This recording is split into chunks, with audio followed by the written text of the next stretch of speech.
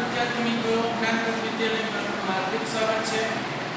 ધોરણ 12 વિષય વાણિજ્ય વ્યવસ્થા અને સંચાલનની અંદર ગયા વિડીયોમાં આપણે ચેપ્ટર નંબર 1 સંચાલનનું સ્વરૂપ અને મહત્વની અંદર સંકલનનો અર્થ, લાક્ષણિકતા અને મહત્વ વિશે ચર્ચા કરેલી હતી. આજના વિડીયોની અંદર આપણે ચેપ્ટર નંબર 1 ની અંદર સંચાલનના કાર્ય વિસ્તાર અથવા તો તેને કાર્યક્ષેત્ર પણ કહી શકાય અથવા તો સામાન્ય અર્થમાં સમજવું હોય કે સંચાલન કેવા પ્રકારનું હોય છે, કોઈ પણ ધંધાકીય એકમમાં સંચાલન કરવું છે તો કયા પ્રકારનું સંચાલન કરવામાં આવે છે, તે એટલે સંચાલનના કાર્ય વિસ્તાર. હવે કોઈ પણ ધંધાકીય એકમમાં ઉત્પાદન કરવું હોય તો સૌપ્રથમ જઈને બજારમાં જઈને તો કે સંશોધન કરવું પડે કે કયા પ્રકારની વસ્તુનું ઉત્પાદન કરવું, વસ્તુની અંદર કઈ વિવિધતાઓ લઈ આવી, ગ્રાહક વસ્તુની માંગ કરે છે કે નહીં, આ બધું જોવું પડે અને પછી વસ્તુ બનાવવું, ઉત્પાદન કરવું તેનો નિર્ણય લેવામાં આવે છે. તો બજારમાં જઈ વસ્તુની માંગ જાણવી, તે પ્રમાણેનું ઉત્પાદન કરવું, આ તમામ પ્રકારના કાર્યો શેમાં થાય છે તો કે બજારીય સંચાલનની અંદર. બજારીય સંચાલન દ્વારા વસ્તુ કે સેવાની માંગ, કેટલા પ્રકારના ગ્રાહકો છે, બજારની અંદર સ્થાન મળશે કે નહીં, તે બધું તમે બજારીય સંચાલન દ્વારા જાણી લીધું. તો હવે ઉત્પાદન કરવા માટે તમારે કર્મચારીઓની જરૂર પડશે.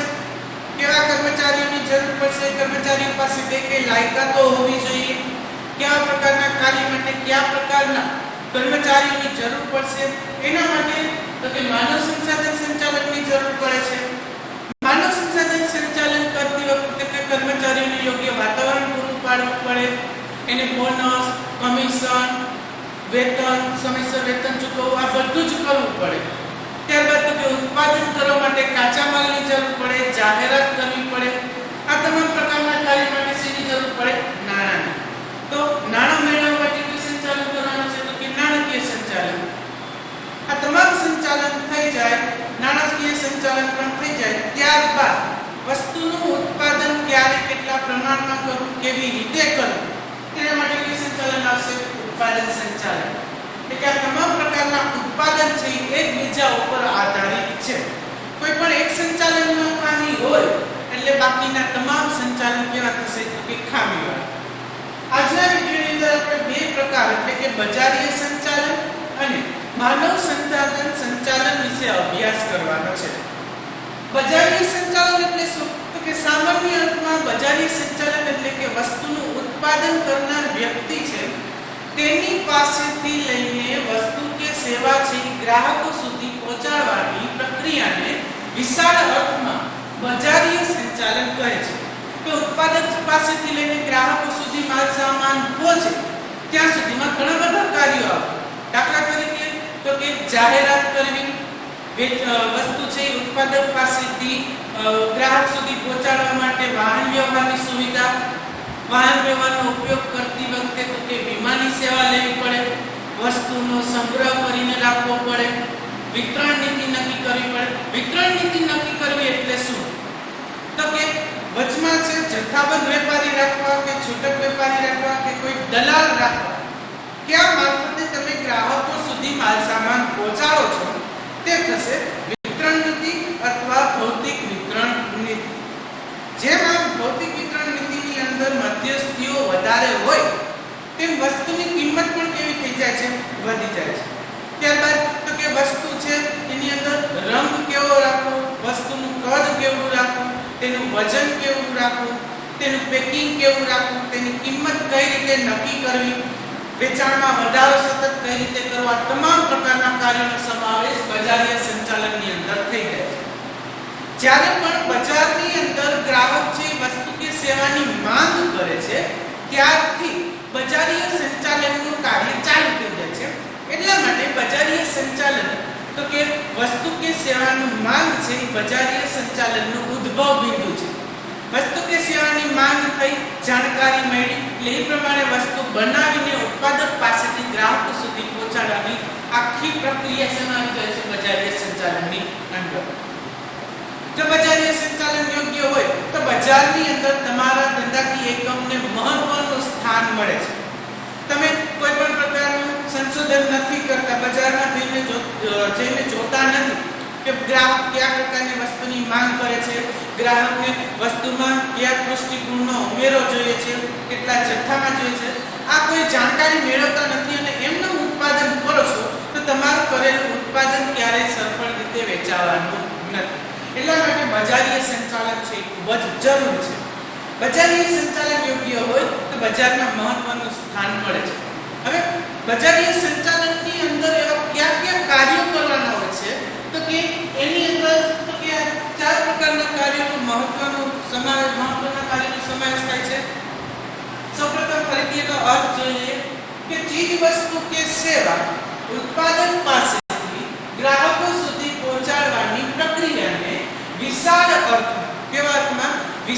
અર્થમાં બજારીય સંચાલન કહે છે. કેવા અર્થમાં? વિશાળ અર્થમાં કે ઉત્પાદન કર્યું ત્યારથી લઈને આખરી ઉપભોક્તા એટલે કે વસ્તુનો ઉપયોગ કરનાર વ્યક્તિ સુધી પહોંચાડવાનું જે કોઈ પણ કાર્ય આવે તે તમામ કાર્યોમાં આવી જાય છે. એટલા માટે વિશાળ અર્થમાં કીધું છે. વિશાળ અર્થમાં બજારીય સંચાલન કહે છે. તદુપરાંત તો કે આ સંચાલનમાં બીજા કેનો સમાવેશ થાય કે એક વસ્તુ કે સેવા કે નાણાંનો વિનિમય વેચાણ કરવાની પ્રવૃત્તિનો સમાવેશ શેમાં થઈ જાય છે? બજારીય સંચાલનની અંદર. વિતરણ વ્યવસ્થા એટલે કે મેં તમને હમણાં કીધું કે ભૌતિક વિતરણ નીતિ, જથ્થાબંધ વેપારી, છૂટક વેપારી, મધ્યસ્થીઓ, વિતરણ નીતિ, બજાર સંશોધન, બજારમાં જઈને સંશોધન કરવાનું કાર્ય, વેચાણ વૃદ્ધિ, વેચાણમાં સતત વધારો કરવાનું કાર્ય, વસ્તુનો વીમો લેવાનું કાર્ય વગેરેનો સમાવેશ બજારીય સંચાલનની અંદર થઈ જાય છે. કે આ તમામ પ્રકારના કાર્યો કરો છો મતલબ તમે શું કરો છો? બજારીય સંચાલન. બજારીય સંચાલનના એક તો આ તત્વો આપેલા છે. બજારીય સંચાલનની અંદર મહત્વના કયા તત્વો હોય છે? એક તો જે તે વસ્તુ કે સેવા કે જેની બજારમાં માંગ થાય છે તેનું ઉત્પાદન કરવું. વસ્તુ કે સેવા. કિંમત નીતિ, વસ્તુની કિંમત કેટલી રાખવી? વસ્તુની કિંમત એવી રાખવી જોઈએ કે ગ્રાહકને વ્યાજબી લાગે અને આપણને પણ નફો થાય. કિંમત નક્કી કરવાની નીતિ. ભૌતિક વિતરણ નીતિ એટલે કે જે મધ્યસ્થીઓ કીધા તે. અને અભિવૃદ્ધિ, વેચાણમાં સતત વધારો કરવાની પ્રક્રિયા, એની જે પ્રયુક્તિઓ આવે તેને કહેવાય અભિવૃદ્ધિ. દાખલા તરીકે એક સાથે અલગ ઓફરો આવે છે, એક સાથે એક વસ્તુ ફ્રી, કોઈ સેલ લાગે છે, કોઈ ડિસ્કાઉન્ટ ઓફર હોય, કોઈ ઋતુ હોય, કોઈ પ્રસંગ હોય, એના માટેની ઓફર હોય, તેનાથી વેચાણના શું થાય છે? સતત વધારો. એ અભિવૃદ્ધિની પ્રક્રિયા પણ શેમાં આવી જાય છે? બજારીય સંચાલન. હવે બજારીય સંચાલનના કાર્યો જોતા પહેલી કાર્ય છે પેદાશ અથવા પેદાશ મિશ્ર. આની અંદર શું નક્કી કરવામાં આવે છે કે ઉત્પાદક જે વસ્તુનું ઉત્પાદન કરે છે તેનો આકાર કેવો રાખવો, તેનું કદ કેવું રાખવું, વજન, ગંધ, સ્વરૂપ, આ તમામ પ્રકારની બાબતો કેમાં નક્કી કરવામાં આવે છે? પેદાશ અથવા પેદાશ મિશ્રની અંદર. ત્યારબાદ છે વસ્તુની કિંમત નિર્ધારણ. વસ્તુની કિંમત નક્કી કરવું ખૂબ જ મહત્વનું છે. કારણ કે વસ્તુની કિંમત નક્કી કરો તો એ તમે જો મહત્તમ નફાની આશાથી વસ્તુની કિંમત નક્કી કરો છો તો થઈ શકે કે ગ્રાહકને એ કિંમત મોંઘી પડે તો એ વસ્તુની ખરીદી કરવાનો નથી. એટલે કિંમત કેવી રીતે નક્કી કરવી જોઈએ? ગ્રાહકને વ્યાજબી લાગે અને આપણને પણ નફો થાય. તે કિંમત નક્કી કરવાનું કાર્ય પણ શેમાં થાય છે? બજારીય સંચાલનની અંદર. ત્યારબાદ વિતરણ એટલે કે ગ્રાહકો પાસે વસ્તુ કઈ રીતે પહોંચે? જથ્થાબંધ વેપારી મારફતે, છૂટક વેપારી મારફતે કે મધ્યસ્થીઓ મારફતે કે આપણા કંપની છે ડાયરેક્ટ જ ગ્રાહકના સંપર્કમાં આવશે. તે વિતરણ નક્કી કરવામાં આવે છે. તે કાર્ય પણ કેનું છે? બજારીય સંચાલન. ત્યારબાદ છે અભિવૃદ્ધિ. અભિવૃદ્ધિ એટલે વેચાણમાં સતત વધારો. અલગ ઓફર, સ્કીમ આપીને ગ્રાહકોને વસ્તુ તરફ આકર્ષવાનું જે કાર્ય છે તે શેનું છે? અભિવૃદ્ધિ. એક સાથે એક વસ્તુ ફ્રી, અમુક પ્રકારનું ડિસ્કાઉન્ટ અમુક સમયગાળા માટે, જેનાથી ગ્રાહકો છે વસ્તુ ખરીદવા માટે આકર્ષાય છે, જેનાથી વેચાણમાં વધારો થાય છે, તે થશે અભિવૃદ્ધિ. એનો સમાવેશ પણ શેમાં થઈ જાય છે? બજારીય સંચાલનની અંદર. ટૂંકમાં ગ્રાહકની વસ્તુની માંગ સર્જન થાય છે ત્યારથી લઈને ગ્રાહકો સુધી વસ્તુઓ પહોંચે ત્યાં સુધીના જે કોઈ પણ કાર્ય હોય એ તમામ કાર્યનો સમાવેશ બજારીય સંચાલનની અંદર થઈ જાય છે. ત્યારબાદ છે માનવ સંસાધન સંચાલન. ખૂબ જ મહત્વનું સંચાલન છે જેમાં શબ્દ વાપરાયો છે માનવ, માનવી. એટલે ક્યાં માનવી? તો કે ધંધાકીય એકમની અંદર કામ તમારો ધંધાકીય એકમ છે ખૂબ જ સરસ ઉત્પાદન કરે છે, બજારમાં વ્યવસ્થિત માલ પૂરો પાડે છે. હવે માની લો કે તમે તમારા ધંધાકીય એકમના કર્મચારીઓને સાચવતા નથી, તેને યોગ્ય માર્ગદર્શન પૂરું પાડતા નથી, યોગ્ય વાતાવરણ નથી આપતા કે જેને લીધે એ કામ કરી શકે, તો ધંધાકીય એકમમાં કર્મચારી જે ટકવાના નથી. ધંધાકીય એકમ મૂકીને શું કરશે? વયા જશે. ધંધાકીય એકમ મૂકીને વયા જશે તો તમારે નવા કર્મચારીઓ ભરવા પડશે. નવા કર્મચારીઓ છે તો ફરીથી તમારે એને તાલીમ આપવી પડશે. એ શીખાવ છે, શીખાવમાંથી વ્યવસ્થિત કારીગર થાય ત્યાં સુધી તમારે ધ્યાન રાખવું પડે. આ તમામ પ્રકારના કાર્યો ફરીથી કરવા પડશે. એટલા માટે ધંધાકીય એકમનું તો કે એક કાર્ય છે, એક સંચાલનનું એક કાર્ય છે માનવ સંસાધન સંચાલન, કે ધંધાકીય એકમમાં કામ કરતા કર્મચારીને શું ગમે છે, શું નથી ગમતું, તેનામાં કયા પ્રકારનું કૌશલ્ય છે, તેનામાં બુદ્ધિ કેટલી છે, આ તમામ બાબતોને જાણી, તો એ બાબતોને જાણી ધંધાકીય એકમના મુખ્ય ધ્યેય સાથે જોડવાનું કાર્ય કોનું છે? માનવ સંસાધન સંચાલન. હવે દરેક વ્યક્તિનો વ્યક્તિગત ધ્યેય અલગ અલગ હોય છે. ધંધાકીય એકમનો મુખ્ય ધ્યેય તો હોય છે, પણ એની અંદર કામ કરતા કર્મચારીઓનો પણ એક પોતાનો વ્યક્તિગત ધ્યેય. દાખલા તરીકે ધંધાકીય એકમનો ધ્યેય છે કે મહત્તમ ઉત્પાદન કરવું, એ ધંધાકીય એકમનો ધ્યેય છે. જ્યારે કર્મચારીનો મુખ્ય ધ્યેય શું? તો કે વધુને વધુ કાર્ય કરી વધુને વધુ વેતન મેળવવું, અથવા પોતાની પાસે જે કૌશલ્ય છે તેનો વિકાસ કરવો, પોતાની જે જરૂરિયાતો છે એ પૂરી થાય. આ કર્મચારીનો વ્યક્તિગત ધ્યેય કહેવાય. તો ધંધાકીય એકમે માનવ સંસાધન સંચાલન દ્વારા વ્યક્તિગત ધ્યેય, કર્મચારીનું જે વ્યક્તિગત ધ્યેય છે એને ધંધાકીય એકમના મુખ્ય ધ્યેય સાથે જોડીને બે ધ્યેય પ્રાપ્ત કરવાનું કાર્ય કોનું છે? માનવ સંસાધન સંચાલન. કે ધંધાનો ધ્યેય તો પ્રાપ્ત થાય અને સાથે સાથે કર્મચારીનું જે વ્યક્તિગત ધ્યેય છે તે પણ પાર પડે. જે એની અંદર ધંધાકીય એકમમાં કામ કરતા કામદારોનો ગમો અણગમો, તેને શું ગમે છે, શું નથી ગમતું, તેની જરૂરિયાત શું છે, તેને કયા પ્રકારની ઈચ્છા છે, તેનામાં જ્ઞાન કેવું છે, તેની પાસે કૌશલ્ય કયા પ્રકારનું છે, તેની બુદ્ધિ, વ્યક્તિગત વિકાસને ધંધાકીય એકમના ધ્યેય સાથે સાંકળવું એટલે માનવ સંસાધન સંચાલન. આપણે ઉત્પાદનના અલગ અલગ સાધનો 11મા ધોરણમાં જોઈએ કે ઉત્પાદનના ઘણા બધા પ્રકારના ધંધાકીય એકમના પ્રકાર અનુસાર ઉત્પાદનના સાધનો હોય છે. આ તમામ સાધનો કરતા માનવી એક અલગ પ્રકારનું સાધન છે, કારણ કે માનવીને પોતાની લાગણી અને પોતાની ઈચ્છાઓ હોય છે. ધંધાકીય એકમમાં જે મુક્ત અનામતો એટલે કે મિલકતો હોય, યંત્રો હોય, મશીનરી હોય, એની આપણે જેમ જાળવણી કરતા હોય એવી રીતે ધંધાકીય એકમની ફરજ બને કે ધંધાકીય એકમમાં કામ કરતા કર્મચારીઓને પોતાની અમૂલ્ય મિલકત ગણીને તેનું જતન કરવું, તેને યોગ્ય વાતાવરણ પૂરું પાડવું, તેને વ્યાજબી વળતર આપવું, આ તમામ પ્રકારની ફરજ કોની બને છે? ધંધાકીય એકમની. એટલા માટે કે માનવ સંસાધન સંચાલન જરૂરી છે કે ધંધાકીય એકમમાં કામ કરતા કર્મચારીઓની જરૂરિયાતો જાણી તેને પૂરી કરવાનું કાર્ય કોનું છે? માનવ સંસાધન સંચાલન. જો માનવ સંસાધન સંચાલન દ્વારા યોગ્ય કર્મચારીઓ પણ ભરવામાં આવશે, તેને યોગ્ય વાતાવરણ પૂરું પાડવામાં આવશે, યોગ્ય અને વ્યાજબી વેતન આપવામાં આવશે, અલગ અલગ સુવિધાઓ પૂરી પાડવામાં આવશે, તો ધંધાકીય એકમમાં તે સતત લાંબા ગાળા સુધી જોડાઈ રહે છે. લાંબા ગાળા સુધી જોડાઈ રહેતો હોવાથી તેના અનુભવ અને કૌશલ્યમાં શું થાય છે? વધારો. જેને લીધે ધંધાકીય એકમને કુશળ કર્મચારીઓ મળે છે, જેનાથી ધંધાકીય એકમની ઉત્પાદકતામાં શું થાય છે? વધારો. બીજું તો કે કર્મચારીને તમે યોગ્ય વાતાવરણ પૂરું પાડતા હો તો કર્મચારીના મગજમાં ધંધાકીય એકમ પ્રત્યેની જે છાપ છે એ સારી ઊભી થાય. ધંધાકીય એકમની જે પ્રતિષ્ઠા છે કર્મચારીના મનમાં એ ઊંચી રહે છે. તદુપરાંત તો કે જે ધંધાકીય એકમની છાપ છે, પ્રતિષ્ઠા છે, તેના ગુણગાન કંપનીની બહાર પણ ગાવાનું છે, ત્યાં પણ ધંધાના વખાણ કરવાનું છે. તો ઓવરઓલ બજારની અંદર પણ ધંધાકીય એકમની પ્રતિષ્ઠામાં શું થાય છે? વધારો. પરંતુ જો માનવ સંસાધન સંચાલન યોગ્ય હશે તો તમે કર્મચારીની જરૂરિયાતો પૂરી નહીં કરો, એને યોગ્ય અને વ્યાજબી વળતર નહીં આપો તો તમારી પ્રતિષ્ઠામાં શું થઈ જાય છે? ઘટાડો. હવે એની લાક્ષણિકતાઓ જોઈએ તો કે માનવ સંસાધન સંચાલનની અંદર કયા પ્રકારના કાર્યો કરવામાં આવે છે, તેમાં શું હોય છે તો જોઈએ. પહેલું તો કે ભરતી, બઢતી, તાલીમ, ગૌરવણી વગેરે જેવા કાર્યો શેમાં કરવામાં આવે છે? માનવ સંસાધન સંચાલન. કે યોગ્ય કર્મચારીઓને ભરવા, કર્મચારીઓને કામ વિશેની તાલીમ આપવી, માર્ગદર્શન પૂરું પાડવું. જો કર્મચારી છે ખરેખર ખૂબ જ કૌશલ્યવાન છે, તેનામાં કામ કરવાની આવડત ખૂબ જ વધારે છે, તો તમે એને બઢતી કરો, જેનાથી એનો આત્મવિશ્વાસ અને કાર્ય કરવાનો જુસ્સો વધે, જેથી તે વધુને વધુ સારું કાર્ય કરશે અને તેને જોઈને અન્ય કર્મચારી પણ પોતાના કાર્ય જુસ્સામાં શું કરશે, વધારે. તો આમ ધંધાની કાર્યક્ષમતા છે એમાં શું થઈ જશે, વધારે. ટૂંકમાં કર્મચારીઓને લગતા તમામ કાર્યો શેમાં કરવામાં આવે છે, માનવ સંસાધન સંચાલનમાં. ત્યારબાદ ધંધાના ધ્યેય સાથે કર્મચારીના ધ્યેયને જોડવાનું કાર્ય પણ માનવ સંસાધન સંચાલનમાં કરવાનું હોય છે.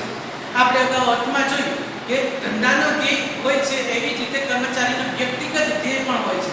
તેના વ્યક્તિગત ધ્યેયને ધંધાના ધ્યેય સાથે જોડવાનું કાર્ય કરવું છે માનવ સંસાધન સંચાલન, જેનાથી બંને ધ્યેયો એક સાથે અને સમયસર પ્રાપ્ત થઈ શકે. કર્મચારીને અમૂલ્ય મિલકત સમજી સંચાલિત કરવાનો છે. કર્મચારીઓ જીવંત મિલકત છે, પણ કેવી, અમૂલ્ય. જેમ તમે ધંધાકીય એકમની અંદર મશીનરી, યંત્રની માવજત કરો છો, તેનું જતન કરો છો, સમય સમયે તેનું સમારકામ કરો છો, તેની જાળવણી કરો છો, તેવી જ રીતે ધંધાકીય એકમમાં કામ કરતા કર્મચારીઓ છે એ પણ તમારી અમૂલ્ય મિલકત છે. તો તમારે એનું જતન કરવું પડે, તમારે એને યોગ્ય વાતાવરણ પૂરું પાડવું પડે, જેનાથી તમારા ધંધાકીય એકમમાં ટકી રહે અને તમારા ધંધાકીય એકમની પ્રતિષ્ઠામાં વધારો. ત્યારબાદ તાલીમ આપી વિકાસ કરવાનું કાર્ય, કે કર્મચારીએ જે પ્રકારનું કાર્ય કરવાનું છે તે પ્રકારના કાર્યનું વ્યવસ્થિત એને જ્ઞાન આપવામાં આવે. તો એની જે બુદ્ધિ છે, એનું જે જ્ઞાન છે એમાં શું થશે, વધારો, જેનાથી એની કાર્ય કરવાની ક્ષમતા શું થશે, વધી જશે અને વધુમાં વધુ સારું અને અસરકારક કાર્ય ધંધાકીય એકમને આપશે.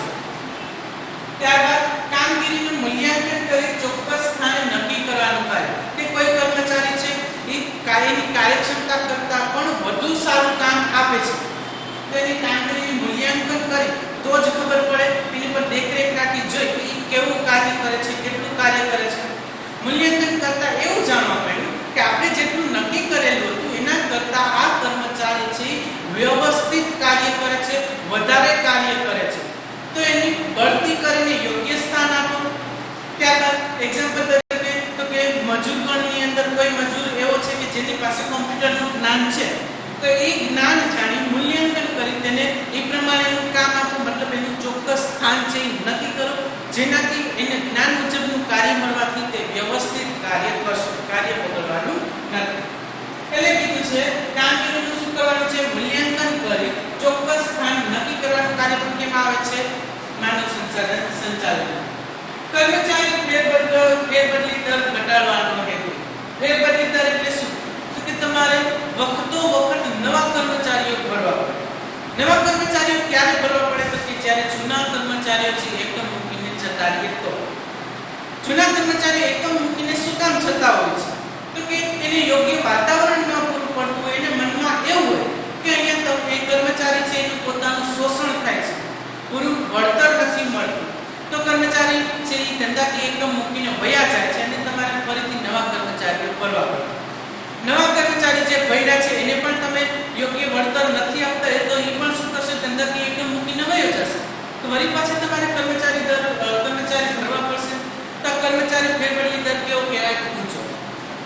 પરંતુ જો યોગ્ય માનવ સંસાધન સંચાલન હોય, કર્મચારીના વ્યક્તિગત ધ્યેયને ધંધાકીય એકમના ધ્યેય સાથે સાંકળેલું હોય, બંને ધ્યેય પ્રાપ્ત કરતા હોય, યોગ્ય વાતાવરણ પૂરું પાડતા હોય, કર્મચારીનો વ્યક્તિગત વિકાસ કરતા હોય, તો ધંધાકીય એકમ મૂકીને જવાનો કર્મચારી વિચારતો નથી. લાંબો સમય ટકી રહે છે. લાંબો સમય ટકી રહે છે તો એનો અર્થ એવો કે એના અનુભવમાં શું થાય છે, વધારો, અને એના અનુભવમાં જે વધારો થયો તેનો લાભ ધંધાકીય એકમને મળે છે. એટલે કહી શકાય માનવ સંસાધન સંચાલન દ્વારા કર્મચારીનો ફેરબદલી દર ઘટાડી શકાય છે. ત્યારબાદ કાર્ય જુસ્સો અને કાર્યક્ષમતા વધારવાના હેતુ, કે સતત એને તાલીમ, શિક્ષણ અને માર્ગદર્શન આપીને કર્મચારીનો જે કાર્ય કરવાનો જુસ્સો છે, જે ધગશ છે તે વધારો. જુસ્સો અને ધગશ વધશે અને એની કાર્ય કરવાની જે શક્તિ છે એ પણ શું થઈ જશે, વધી જશે. એ ધંધાકીય એકમની કાર્યક્ષમતામાં શું થશે, વધારો. જો અર્થ અને લાક્ષણિકતાનો ખ્યાલ ક્લિયર હોય, આવડતું હોય, તો માનવ સંસાધન સંચાલનનું મહત્વ છે એ ખૂબ જ ઈઝી પડશે, સરળ પડશે. જોઈએ તેનું મહત્વ.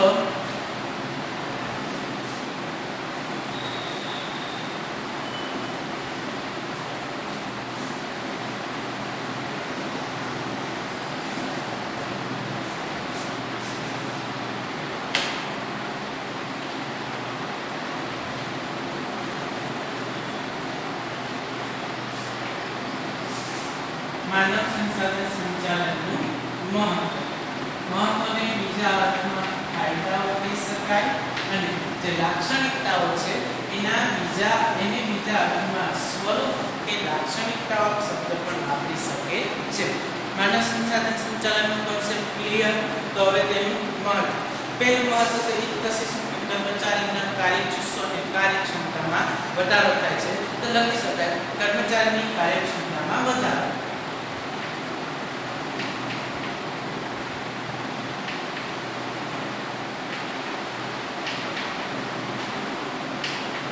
કર્મચારીની કાર્યક્ષમતામાં વધારો. ત્યારબાદ તો કે એકમની નફાકારકતામાં વધારો.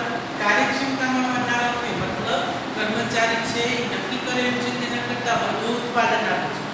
વધુ ઉત્પાદન થશે તો વેચાણ પણ કેવું થશે? વધુ. વેચાણ વધુ થશે તો નફાકારકતા પણ વધુ હશે. એટલે બીજું કહી શકાય નફાકારકતામાં વધારો.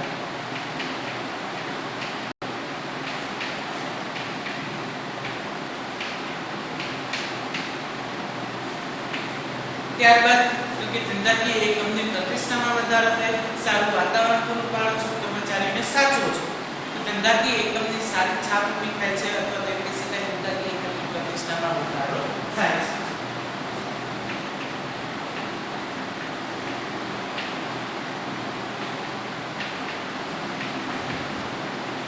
ધંધાકીય એકમની પ્રતિષ્ઠામાં વધારો થાય છે. માનવ સંસાધન સંચાલન તે પણ તેને ફાયદો છે.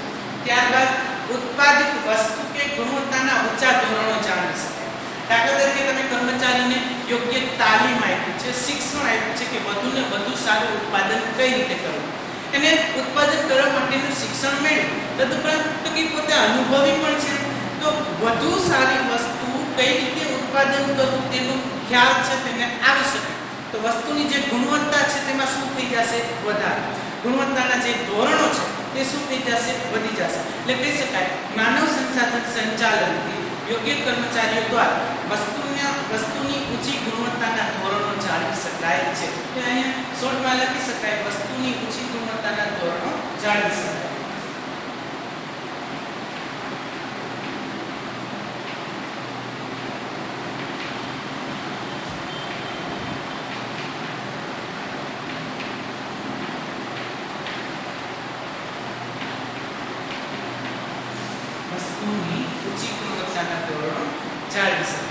ત્યારબાદ જૂથ ભાવનાનો વિકાસ. વ્યક્તિ તમે સંવાદિતા ભરેલું વાતાવરણ જે આપણે અગાઉ વિડિયોની અંદર જોયું કે વ્યક્તિ સંકલનથી સંવાદિતા ભરેલું વાતાવરણ રહે છે. કર્મચારી પોતાની વાત છે, પોતાની જરૂરિયાત કે પોતાની જે ઈચ્છા છે તે સંચાલન સમક્ષ મૂકી શકે છે જો સંવાદિતા ભરેલું વાતાવરણ હોય તો. જરૂરિયાત અને ઈચ્છા કર્મચારી સંચાલકને જણાવે છે. એના અર્થમાં જો કે તેની જરૂરિયાત છે, ઈચ્છા છે એ ધંધાકીય એકમ પૂરી કરતું હોય તો સ્વાભાવિક રીતે કર્મચારીઓ છે એની અંદર જૂથ ભાવનાનો વિકાસ થાય કે કર્મચારી અને અધિકારી બંને વચ્ચેનું જૂથ છે મજબૂત બને.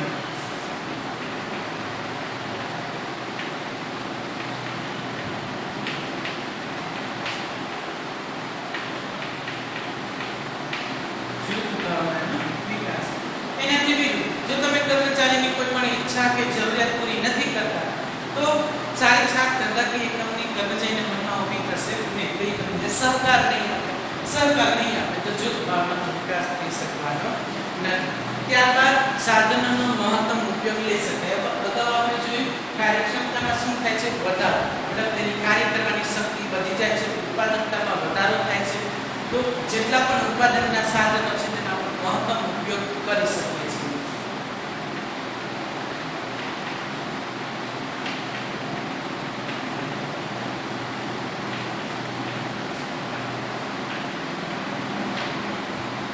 સાધનોનો મહત્તમ ઉપયોગ થઈ શકે છે. ત્યારબાદ કર્મચારી ફેરબદલી દરમાં ઘટાડો. જે લાક્ષણિકતામાં જોઈતું તે કે ફેરબદલી દર ઘટશે તો અનુભવી અને કુશળ કર્મચારીઓ ટકાવી શકાય. બીજા શબ્દોમાં મજૂર ફેરબદલી દરમાં કહી શકાય.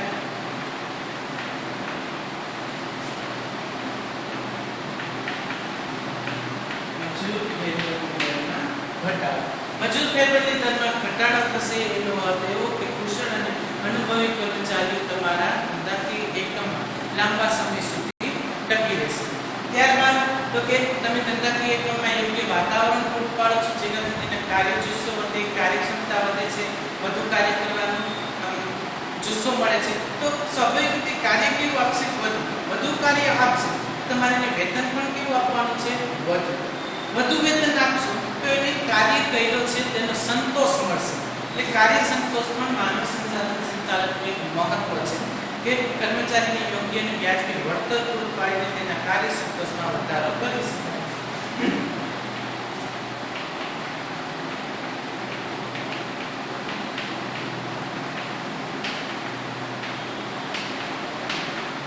જો કર્મચારી સંતુષ્ટ નહીં હોય તો શું કરશે? ધંધાકીય એકમ મૂકીને બેસી જશે. કર્મચારી પેટની શું થઈ જશે? વધી જશે. ત્યારબાદ છે ઔદ્યોગિક શાંતિ જળવાય, એટલે કે ધંધાકીય એકમમાં જે ઝઘડાઓ થતા હોય છે, હડતાલ થતી હોય છે, આવું ક્યારે થાય? કે ધંધાકીય એકમ કર્મચારીની માંગો પૂરી ના કરતી હોય, તેની જરૂરિયાત સમજતા ન હોય તો કર્મચારીઓ છે એકા તો સંચાલન પ્રત્યે ઝઘડાની ભાવના રાખશે અથવા તો હડતાલ ઉપર બેસે, જેને લીધે ઔદ્યોગિક શાંતિ જળવાતી નથી. પરંતુ યોગ્ય વાતાવરણ પૂરું પાડવામાં આવે છે, વ્યાજબી વળતર આપવામાં આવે છે, તો ધંધાકીય એકમ પ્રત્યેની હકારાત્મકતા કર્મચારીના મગજમાં આવે છે, જેને લીધે ઔદ્યોગિક શાંતિ જળવાઈ રહે છે. લખી શકાય ઔદ્યોગિક શાંતિ જળવાય.